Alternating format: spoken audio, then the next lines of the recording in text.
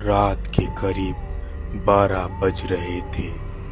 बाहर घना अंधेरा छाया हुआ था और बारिश की बूंदें खिड़कियों के शीशे पे लगातार गिर रही थी। सारा एक 28 साल की युवक थी।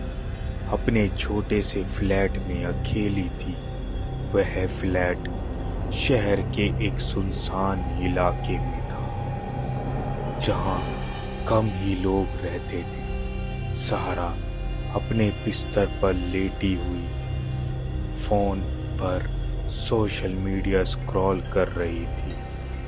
बस ये आखिरी वीडियो देखकर सो जाती, सारा ने खुद से कहा। उसने अपने फोन में एक डरावनी फिल्म का ट्रेलर देखा। अचानक उसका फोन बजने लगा। स्क्रीन पर अननोन कॉलर लिखा हुआ था। सारा थोड़ी चौंकी।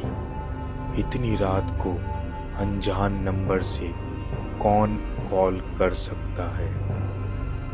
इतनी रात को कौन हो सकता है? उसने बड़बड़ाते हुए कॉल उठाया।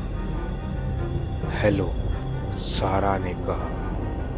दूसरी तरफ से कोई जवाब नहीं आया, बस सांसों की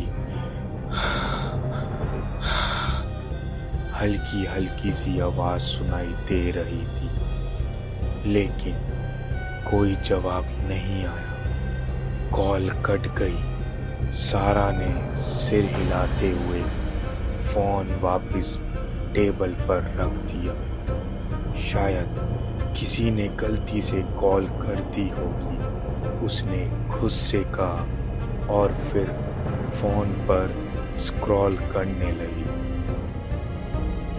कुछ मिनट बाद उसका फोन फिर से बजा।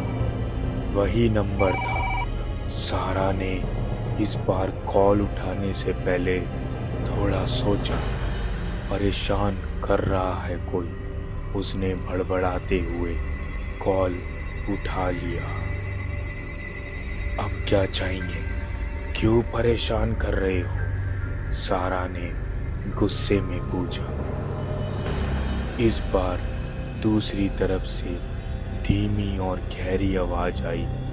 तुम्हारे पीछे कौन है? सारा का दिल एक पल के लिए रुक सा गया। उसने घबरा कर तुरंत फोन काट दिया और पीछे मुड़ी, लेकिन पीछे कुछ भी नहीं था। उसका कमरा पूरी तरह खाली था। यह कोई बदमाश होगा जो डराने की कोशिश कर रहा है, उसने खुद को दिलासा दिया। वह उठकर दरवाजा चेक करने गई। दरवाजा लॉक था। उसने खिड़की के बाहर भी देखा। बाहर सिर्फ बारिश हो रही थी। सारा वापस बिस्तर पर बैठ गई। उसके पास फोन पर एक टेक्स्ट आया। उसने स्क्रीन देखी, वही नंबर था। लाइट बंद कर दो। सारा का दिल तेजी से धड़कने लगा। उसने अपने कमरे की लाइट की तरफ देखा। लाइट जल रही थी। ये सब कैसे जान रहा है? उसने घबराते हुए सोचा। तभी अचानक कमरे की लाइट जल बुझने लगी। सारा तेजी से उठी और लाइट बंद करने के लिए स्विच की तरफ गई, लेकिन स्विच काम नहीं कर रहा था। ये क्या हो रहा है? सारा ने कांपते हुए कहा। उसके फोन पर फिर से टैक्स आया। तुम्हें रोशनी में डर नहीं लगता सारा, लेकिन अंधेरा तुम्हें निगल जाएगा। सारा का फोन अचानक खुद ही बंद हो गया। कमरे में सिर्फ अंधेरा और बारिश की आवाज थी। सारा अपने बिस्तर के पास खड़ी थी। उसे ऐसा लगा जैसे कोई उसे देख रहा हो।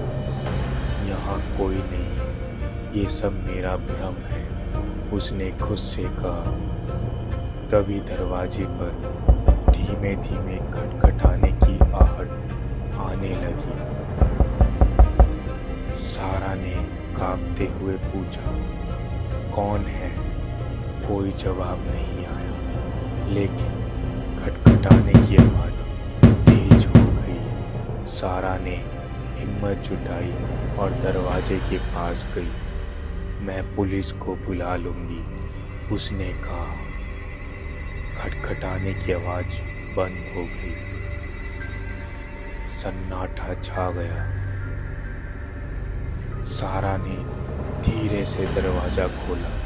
बाहर कोई नहीं था, सिर्फ बारिश और ठंडी हवा थी। उसने राहत की सांस ली और दरवाजा बंद कर लिया। वह पलटी ही थी कि उसका फोन फिर से चालू हो गया। स्क्रीन पर एक नया टेक्स्ट था। तुमने दरवाजा क्यों खोला? सहारा, अब मैं अंदर आ चुका हूँ। सहारा ने चीखते हुए फोन फेंका। उसने घबराकर चारों तरफ देखा। कमरे में कोई भी नहीं था। ये सब मेरे साथ हो रहा है, उसने रोते हुए कहा। तभी सारा को अपने पीछे कुछ हलचल महसूस हुई। उसने पलटकर देखा। कमरे के कोने में एक परछाई खड़ी थी। वह परछाई धीरे धीरे उसकी तरफ बढ़ रही थी। कौन हो तुम? सारा ने डरते हुए पूछा। परछाई से एक गहरी और डरावनी आवाज। मैं वही हूँ जिसने तुम्हें कभी नहीं देखा, लेकिन मैं हमेशा तुम्हारे साथ था। सारा पीछे हटने लगी, लेकिन परछाई उसकी और करीब आ गई। अचानक लाइट्स पूरी तरह बंद हो गई। कमरे में सिर्फ सारा की चीखें गूंजी। अगली सुबह पड़ोसियों ने उसकी चीख सुनकर पुलिस को बुलाया। सारा के फ्लैट पे पुलिस पहुंची। तब पुलिस ने दरवाजा तोड़ा तो कमरा पूरी तरह खाली था। सारा का कोई पता नहीं था। बस उसके फोन पर एक आखिरी टेक्स्ट दिख रहा था। अब मैं अगले शिकार की तलाश में हूँ, क्या तुम तैयार हो?